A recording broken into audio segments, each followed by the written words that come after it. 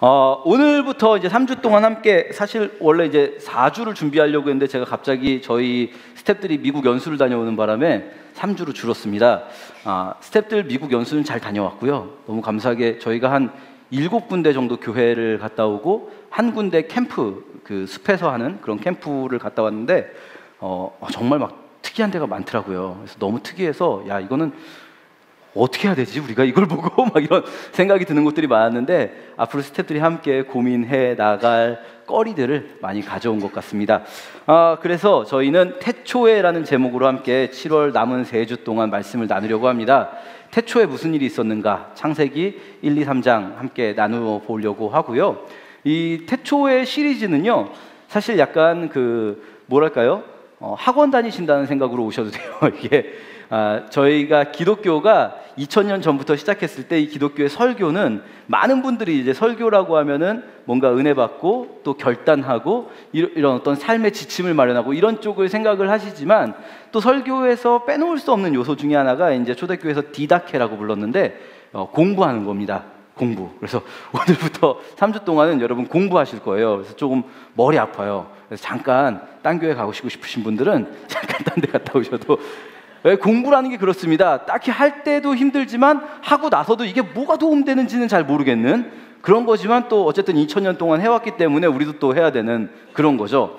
같이 한번 말씀 읽고 시작하도록 하겠습니다. 같이 읽겠습니다. 시작. 태초에 하나님이 천지를 창조하시니라. 땅이 혼돈하고 공허하며 흑암이 깊음 위에 있고 하나님의 영은 수면 위에 운행하시니라. 아멘. 창세기 1장 다 아시는 내용이에요. 사실 다 아시죠. 하나님이 천지를 창조하셨어요. 하나님이 천지를 창조하셨어요. 여러분 주일학교 잘 다니셨는지 한번 맞춰보겠습니다. 첫 번째 피조물이 뭘까요? 하나님이 제일 처음 만드신 게 뭘까요? 빛. 그쵸, 빛을 만드셨죠. 빛이 있으라. 좋은 교회 다니셨네요. 주일학교 열심히 다니신 분들 아시죠? 그러니 첫째 날이 되고요. 그쵸? 그런데 우리가 이제 오늘 같이 말씀을 나누겠지만, 사실 창세기 1장은 가장 많이 배우는 만큼 가장 많이 오해가 되는 이 본문이기도 합니다. 이게 오해가 언제든 있을 수 있어요. 대화는요, 항상, 왜냐하면 말하는 사람의 의도와 듣는 사람의 의도가 다르기 때문에 듣는 사람은 듣고 싶은 대로만 듣거든요. 그렇죠? 제가 나 라면 먹었는데 맛있었어 하면서 나는 라면이 얼마나 맛있었는지를 말하지만, 저희 아내는 감히 네가 라면을 먹었다고? 여기에 꽂힌 수가 있어요. 그렇죠? 네가 지금 살을 빼도 모자랄 판에 라면을? 저는 그냥 맛있었어를 말하고 싶은 건데, 저희 아내는 라면을 먹었다라는 말 자체에 막 꽂힌 거죠. 국물이 너무 맛있어서 국물을 먹었다고? 막 거기에 꽂힐 수 있는 거죠. 말하는 사람의 의도와 듣는 사람의 의도가 다르기 때문입니다. 제가 최근에 아주 그거를 쓰디쓰게 경험했어요. 말하는 사람의 의도와 듣는 사람의 의도가 다른 그 결과물이 제 머리인데요. 제가 지난주가 아니죠. 한 2, 3주 전쯤에 이발을 하러 갔거든요. 이발을 하러 가서 이렇게 앉았는데 아주머니한테, 아주머니 이제 여름이니까 좀 짧게 깎아주세요. 그래서 아주머니가 그럼 바리깡으로 할까요? 그래서 예, 바리깡으로 해주세요 했더니, 아주머니가 이제 어떻게 이해를 하셨냐면, 요즘 제가 젊게 보였나 봐요. 다 감사하죠. 젊은 사람들이 투블럭이라는 헤어스타일이 있습니다. 아십니까? 옆은 이렇게 밀고 여기는 이렇게 완전 밀어버리고 위는 그대로 남기는 거예요, 길게. 그래서 아주머니가 이제 투블럭을 하시더라고요. 근데 제가 안경을 벗으면 거의 안 보이거든요. 앞에 거울도 안 보입니다. 안경을 벗으니까 희미하게 보이긴 하는데 투블럭인 거예요. 근데 저도 투블럭 괜찮네 하고 생각했는데, 보고 있다 보니까 제가 깨달았는데, 뚱뚱한 사람 중에 투블럭 한 사람, 유명한 사람이 한 사람이 있어요. 혹시 아십니까? 북쪽에 있거든요. 제가 이렇게 보는데 너무 똑같이 생긴 거예요. 볼은 이렇게 좀 빵빵하고, 전날 라면을 먹어서 그랬는지 볼은 빵빵한데 머리는 이렇게 투블럭인 거예요. 여긴 없고 여긴 있고. 그래가지고 너무 당황해가지고 아주머니한테, 제가 눈이 안 보이는데 그냥 아주머니 위에도 잘라주세요 그랬어요. 근데 그 말을 제가 이렇게 몇 번만 하고 말았어야 되는데 계속 몇 번을 더 했어요. 너무 걱정이 되니까 아주머니가 여기를 손보고 계시는데, 아주머니 위에도 꼭 잘라주세요. 한참 있다, 아주머니 위에도 꼭 잘라주세요 했더니 아주머니가 이렇게 만들어놨어요. 이게 바로 발화자의 의도와 청자의 의도가 서로 맞지 않은 거죠. 우리가 이제 창세기 1장을 보면서 오해를 하게 되는 제일 큰 이유는 뭐냐면요, 우리가 궁금한 것 때문이에요. 우리는 성경을 볼 때 성경이 뭘 말하려고 하는가 보다는 우리가 궁금한 걸 생각하거든요. 우리는 뭐가 궁금하냐면요, 특히 이 자연과학이 발달된 세계에 살고 있는 우리들은 세상이 어떻게 만들어졌을까? 이게 궁금해요. 세상은 어떻게 만들어졌을까? 그러니까 창세기 1장이 거기에 대한 대답이라고 생각하죠. 세상이 어떻게 만들어졌는가? 하나님이 어떻게, 어떤 방식으로 만드셨는가? 그래서 우리는 하나님이 만드신 방식을 추적해 나가기 시작합니다. 첫 번째 만드신 것은 빛이죠. 빛이 있으라. 그런데 여러분, 과연 이 본문에서 빛이 제일 먼저 만들어졌을까요?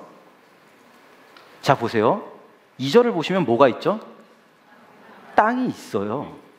벌써 있어요, 땅이. 그리고 또 2절에 뭐가 있는지 아십니까? 물이 있어요. 그쵸? 얘네들은 어디서 나왔죠? 땅은요, 우리가 보통 이제 주일학교에서는 넷째 날 땅을 만들었다고 배우거든요. 넷째 날을 잘 보시면요, 넷째 날은 땅을 만드신 게 아니라 땅하고 물이 뒤섞여 있었어요, 혼돈스럽게. 그런데 땅과 물을 나눠서 땅이 드러나게 하신 거예요. 땅을 그날 만드신 게 아니라. 땅은 이미 있었어요.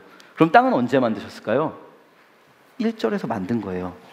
태초에 하나님이 천지를 창조하시니라는 이걸 선언하고 나서 천지를 창조하신 걸 설명해 주는 게 아니고요, 1절에서 다 만들어진 거예요. 1절에서 태초에 하나님이 하늘과 땅을 만드시니라. 이게 천지를 이렇게 짧은 단어로 번역을 해버리는 바람에 우리는 그냥 주제 선언이고 그 뒤에 쭉 어떻게 만들었는지가 나오는 것처럼 이해가 되는데, 사실은 이제 에트 하샤마임 베헤트 하아레츠 해가지고 굉장히 긴 단어입니다. 그 하늘들과 그 땅을 이렇게. 그러니까 1절에서 하나님이 만들었다는 얘기는 끝났어요. 그러면 그 얘기는 뭐냐면요, 이게 짧게 설명하고 넘어갔어요. 심지어 물을 만들었다는 얘기는 없죠.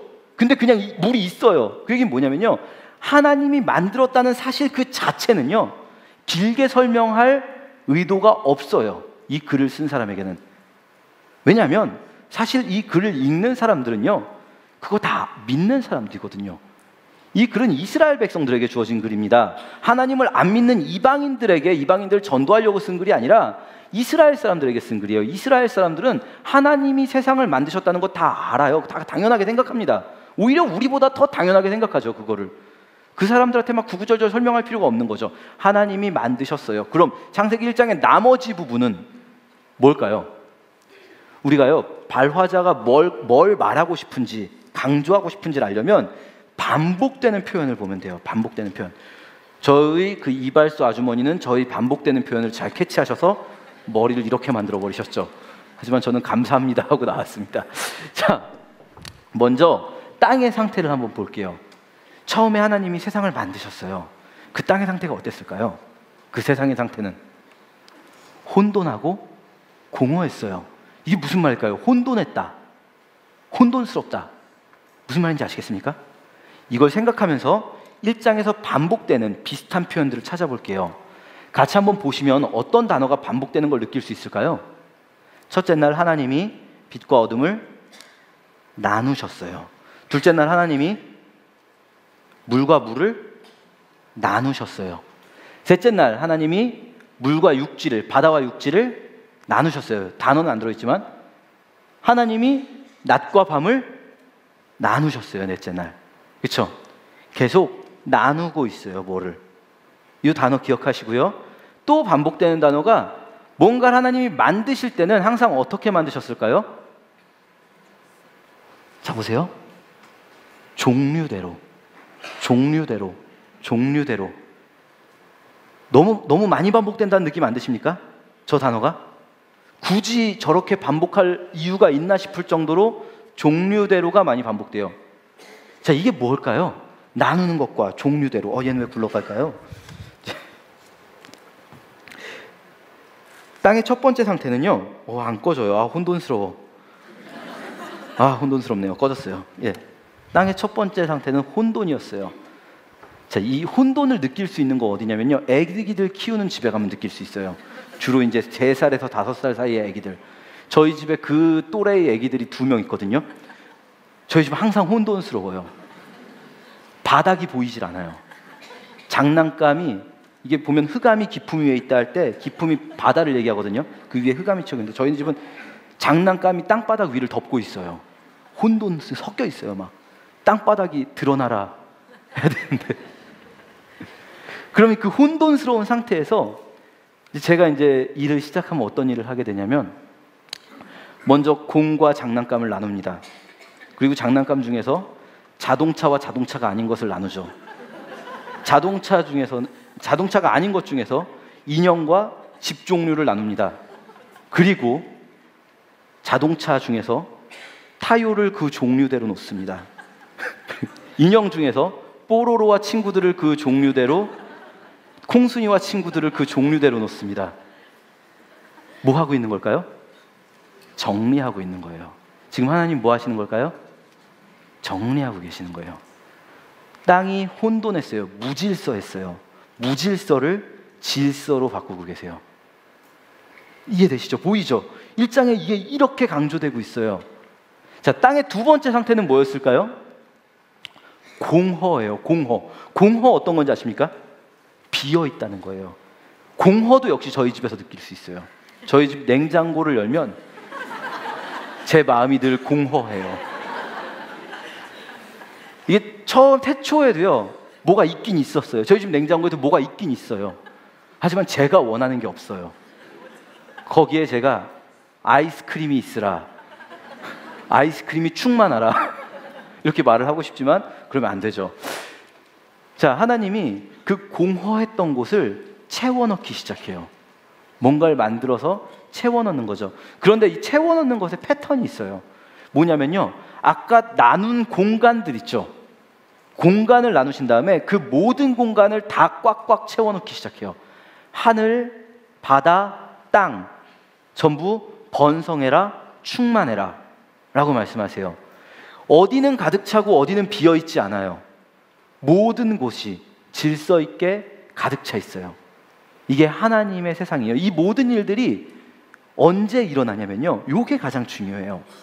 땅이 혼돈하고 공허했어요. 혼돈하고 공허했던 땅에 어떤 일이 벌어졌을 때 이런 일이 일어나냐면요, 무질서가 질서로 바뀌고 공허한 것이 충만으로 바뀌는 것이 언제 일어나냐면요, 어디일까요? 하나님의 영이 운행하실 때. 운행했다라는 말, 운전했다, 움직인다 뭐 이런 말이라고 이해할 수 있습니다. 하나님의 영이 세상을 움직이기 시작하셨을 때, 그 전에도 세상은 있었지만 혼돈하고 공허했던 세상이 질서가 있고 충만한 세상으로 바뀌어갔다는 겁니다. 자, 이게 이제 두 번째, 세 번째 강조점이 뭘까요? 이 1장을 보면요, 사실 보여드릴 필요도 없어요. 여러분 딱 이 단어를 생각했을 거예요. 아마 많은 분들이 창세기 1장에 이 단어 많이 나오는데, 이거 여러 번 나오는데 라고 생각하셨을 수 있어요. 못 생각하신 분들은 막 주보에서 찾아보시면 돼요.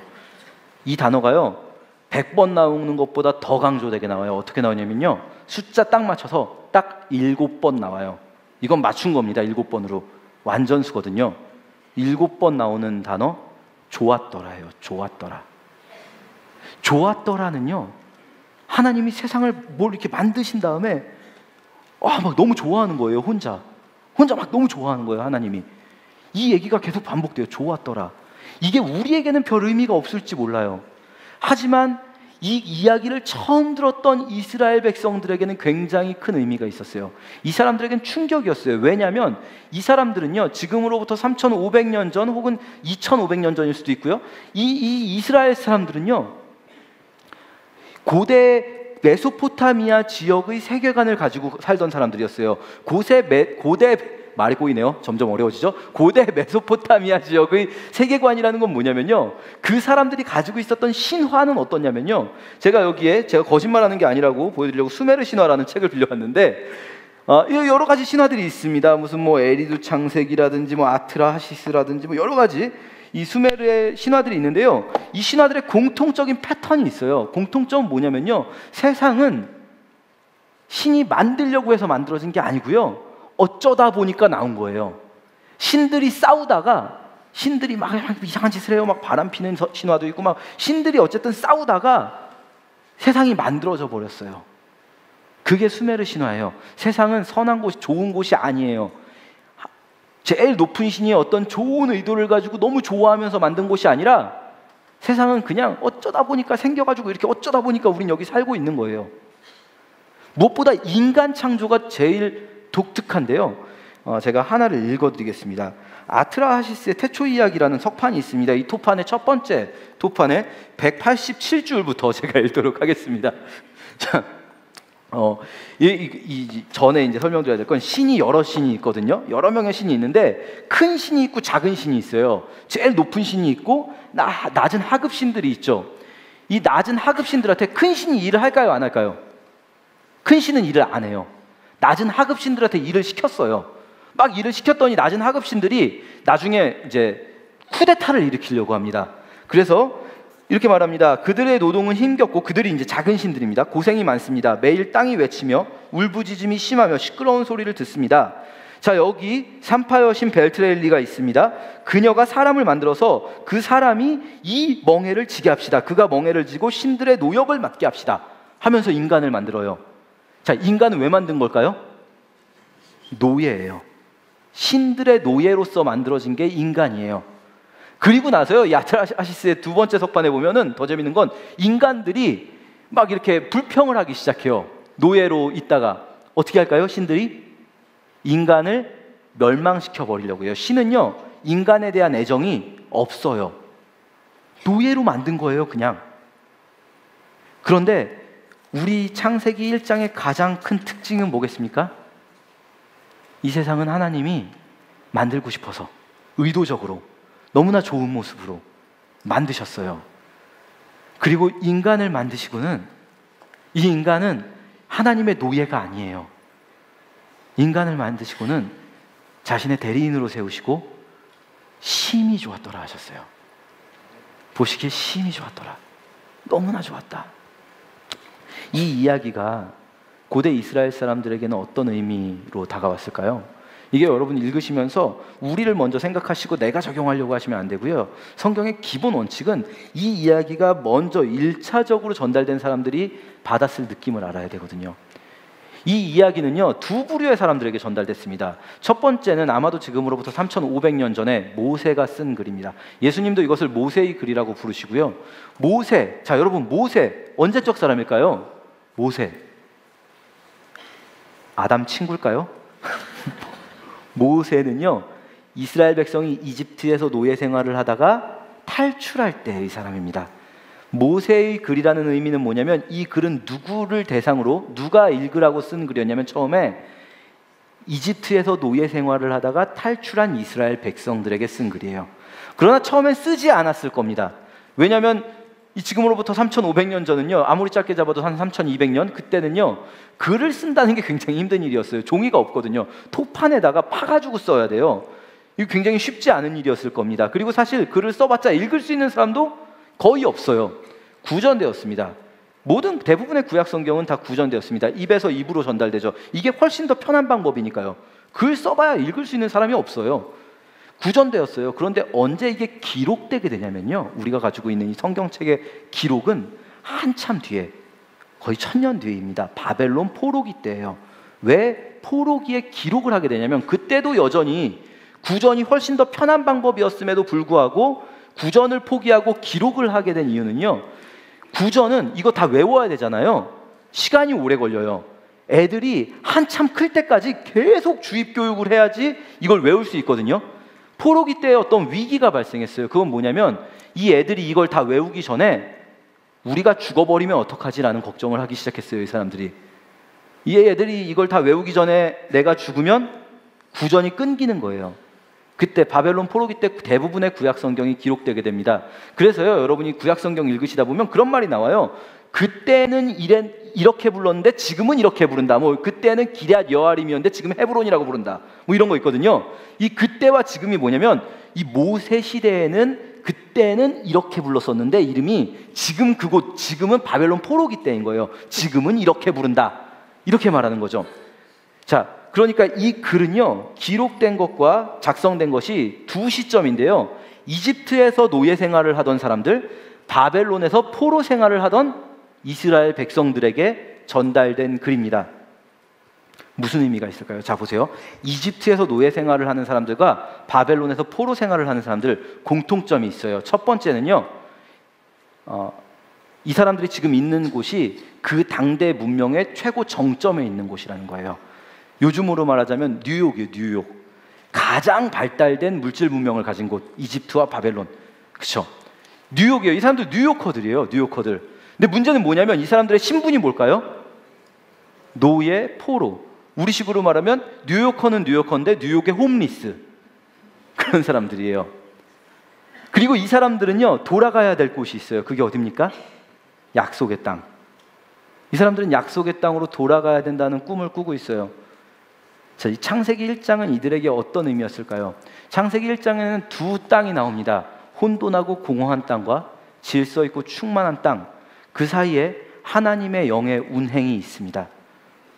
하나님의 영이 이끄시지 않는 땅이 있고요, 하나님의 영이 이끄시는 땅이 있어요.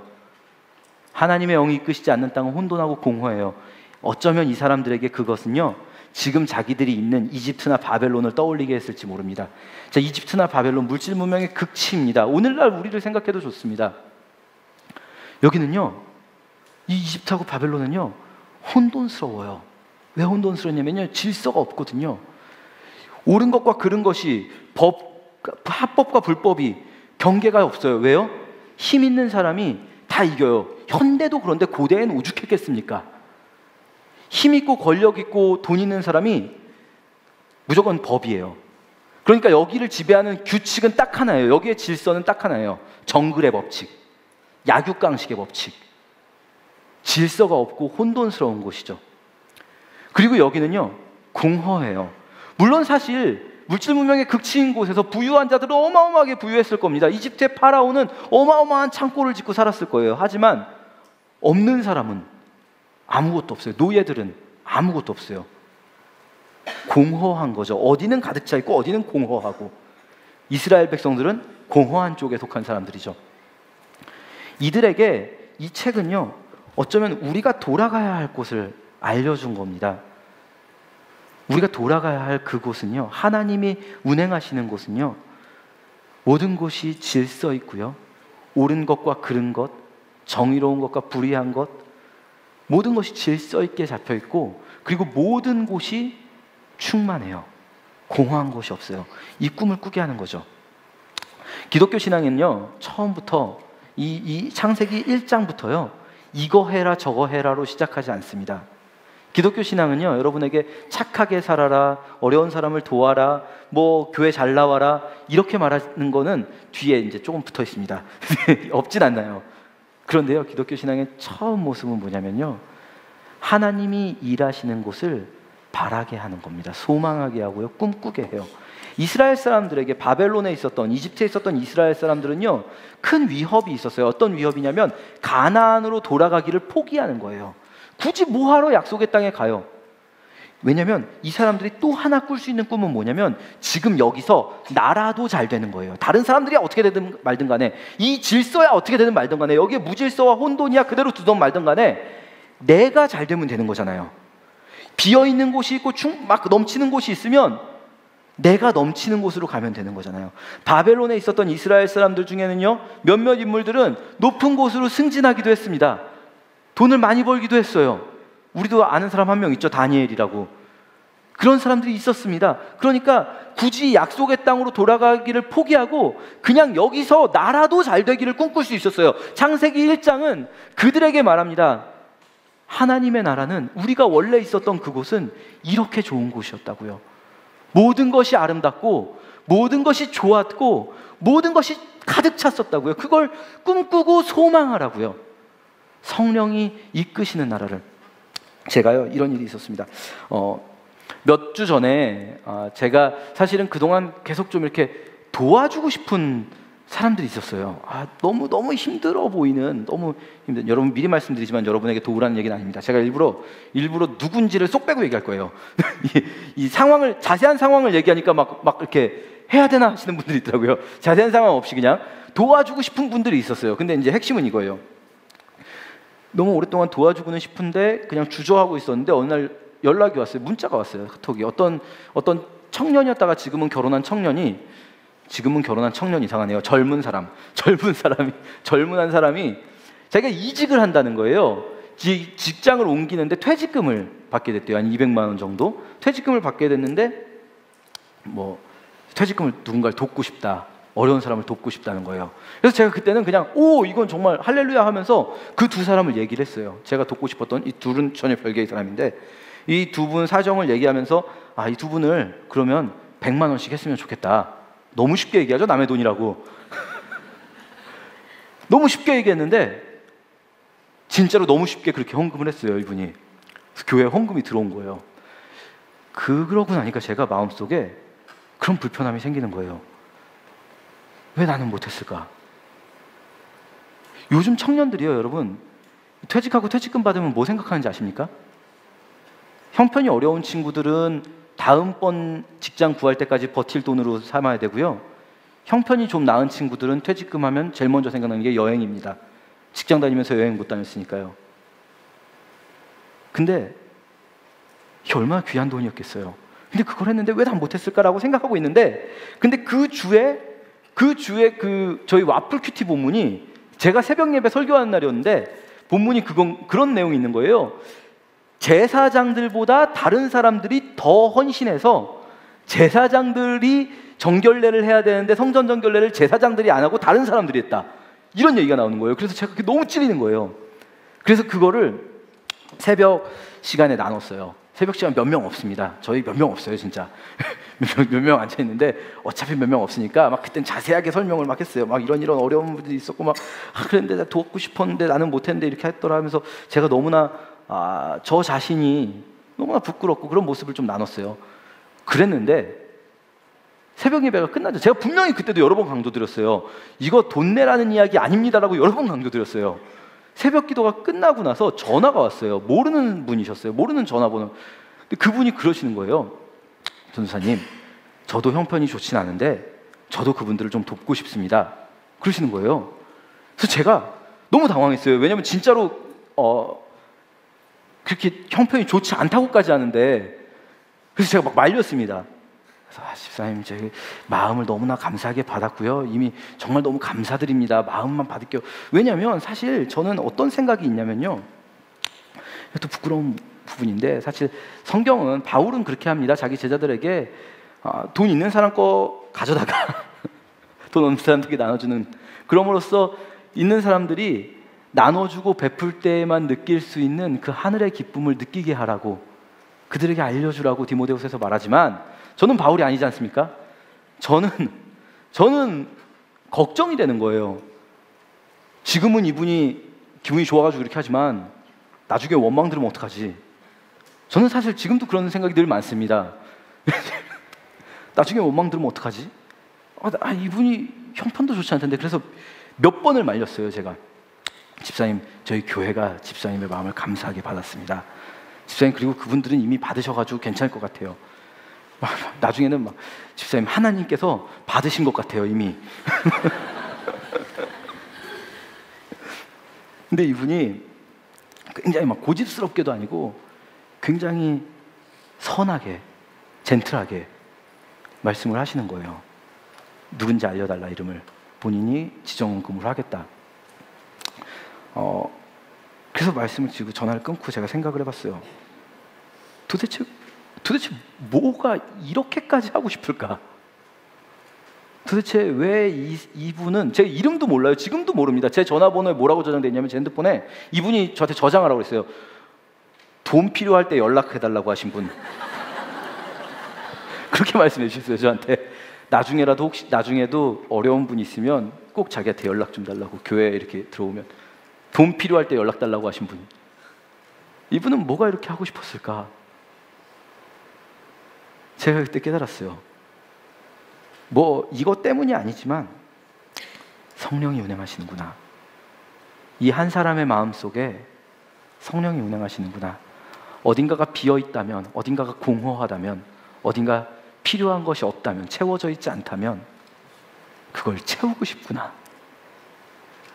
이분은 뭐 때문에 이렇게까지 고집을 부릴까? 이분은 하나님 나라를 꿈꾸는구나. 소망이 있으니까요. 우리에게 성령이 임하시면 여러 가지 일들이 일어납니다. 구약 시대에는요, 뭐 삼손은 힘이 세지기도 하고 뭐 여러 가지 일들이 있었습니다. 그런데요, 요엘은요 이렇게 얘기합니다. 요엘서 2장에서 모든 사람에게 성령이 부어질 때 나타나는 그 현상으로 자녀들은 미래의 일을 말할 것이고, 청년들은 비전을 볼 것이고, 아비들은 꿈을 꿀 것입니다. 이게 다 뭘까요? 이게 막 애들이 갑자기 예언자가 돼가지고 막 갑자기 애들이 막 예언을 막 하면서 무슨 점집이 된다는 게 아닙니다. 하나님의 일을 보고 꿈꾸게 된다는 겁니다. 성령이 임하면요, 우리가 하나님 나라, 그 아름다운 나라를 소망하는 거죠.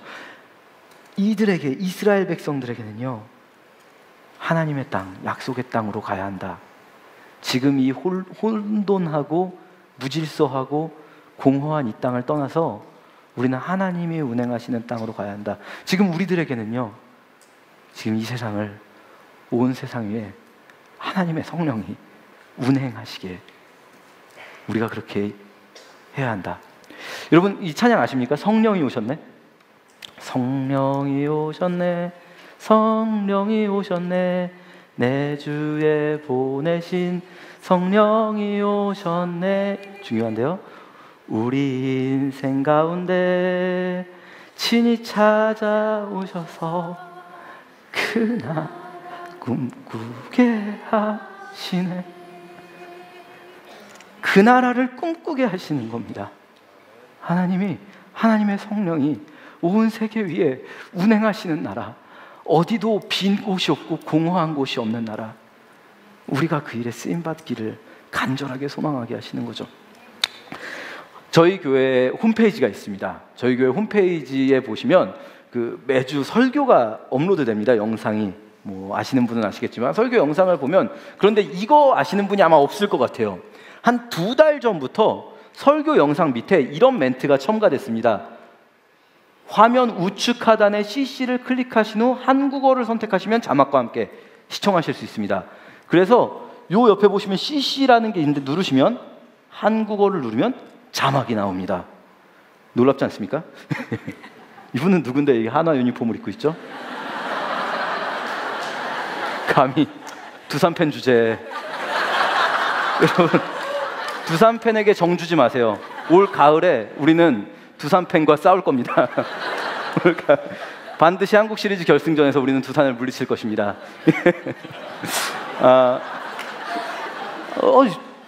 첩자처럼 저렇게 남의 유니폼을 입고 자막이 나오기 시작했어요. 2달 전부터. 이게 왜 그랬냐면요, 2달 전, 한 2달 좀 넘게 전인 것 같아요. 제가 갑자기 메일을 하나 받았습니다. 어떤 분이 저한테 메일을 보내주셨는데 그 메일의 내용이 이런 거였어요. 본인이 우리 교회 온 지 한 2년 정도 됐고요. 그리고 뭐 신혼이시래요. 신혼이시고 자매님이세요. 제가 아는 건 이름밖에 없어요. 이분도 누군지 모릅니다. 이 중에 있을 것 같아요. 신혼이고 자매님들. 그런데 이분이 어떤 얘기를 하시냐면, 청각장애인들이 설교를 들을 수 있는 콘텐츠들이 있었으면 좋겠다. 설교를 볼 수 있는 청각장애인들이. 그래서 우리 교회 주일 설교를 본인이 자막을 만들고 싶다라고 하시는 거예요. 그런데 여러분, 이 자막 만드는 일이요, 이게 보통 어려운 일이 아니거든요. 왜냐면요, 우리 뭐 써니 목사님이 설교를 결코 설교 원고 같은 거를 제대로 만들고 설교하지 않습니다. 자기가 하고 싶은 말 하는 거예요, 그냥. 설교 원고 같은 게 없어요. 저도 없거든요, 사실. 요한 목사님도 마찬가지예요. 그러니까요, 이거 어떻게 만드는 거냐면요, 다 듣고 타이핑하는 거예요. 놓치면 다시 듣고 하면서. 근데 이거를 자막을 만들려면 저희 교회 홈페이지에 보통 그 주일 설교 영상이 수요일이나 목요일에 올라가거든요. 그럼 그 올라가자마자 작업해야 금요일 안에 끝낼 수가 있어요. 근데 이분이 그걸 혼자서 하시겠다는 거예요. 저는 너무 충격받았어요. 왜냐하면 저는 한 번도 생각해 본 적이 없거든요. 청각장애인 여러분들은 어떻게 설교를 듣죠? 뭐 그분들을 위한 교회들이 있긴 있겠죠. 하지만 모든 교회가 그렇지 않다는 게 그때 처음으로 그 생각을 해봤어요. 가슴이 아프다는 생각을요. 제가 생각해봤어요. 우리가 사는 세상은요, 결코 모든 곳이 충만하지 않습니다. 소외되는 사람들이 있고요. 필요한 것을 얻지 못하는 사람들이 있습니다. 그것은 돈일 수도 있고요. 다른 것들일 수도 있어요. 성령의 사람은요, 그게 보이는 것 같아요. 비어있는 공간을 채워주기를. 제가 이분한테 말씀드렸어요. 이거 너무 어려운 일인데 혼자 하기 어려우실 것 같은데, 이메일로 보낸 거죠. 한 달 정도 해보시고 그만두셔도 된다. 그때까지는 광고를 하지 않겠습니다. 홈페이지에도 올리지 않겠습니다. 그때까지는 광고를. 그렇게 말씀을 드렸어요. 이분이 지금 2달 좀 넘었나요? 2달 정도 된 것 같은데 2달째 매주 이거를 만들어주고 계세요. 성령의 사람. 저는 우리 교회가 이런 성령의 사람의 이야기들이 넘치는 교회가 되었으면 좋겠습니다. 우리 공동체를 통해서 온 세계 위에 운행하시는 하나님의 성령이 우리 눈에 보였으면 좋겠습니다. 그리고 우리가 그 나라를 꿈꾸면서 살아갈 수 있게 그렇게 하나님께서 우리를 만들어 주셨으면 좋겠습니다. 같이 기도하시고요. 그리고 마음으로 드리는 예배 작성할 텐데요. 마음으로 드리는 예배 혹시 오늘 느낌이나 결단이나 받은 은혜가 있으시다면 적어주시면 저희가 공동체에서 함께 기도하고 또 나눴으면 좋겠고요. 기도하실 때 하나님, 내가 무언가를 하기에 앞서서 내가 막 이걸 해야 된다 저걸 해야 된다 생각하기에 앞서서 정말로 주님의 나라를 소망했으면 좋겠습니다. 그 좋았던 나라, 우리가 돌아가야 할 곳, 하나님이 기뻐하시는 세상, 우리가 꿈꾸면서 예수 그리스도께서 말씀하신 대로 천국이 이미 너희 안에 있느니라, 천국이 이미 너희 안에 있느니라, 이 말씀이 성취되는 공동체 되게 해주세요. 그렇게 함께 기도하겠습니다.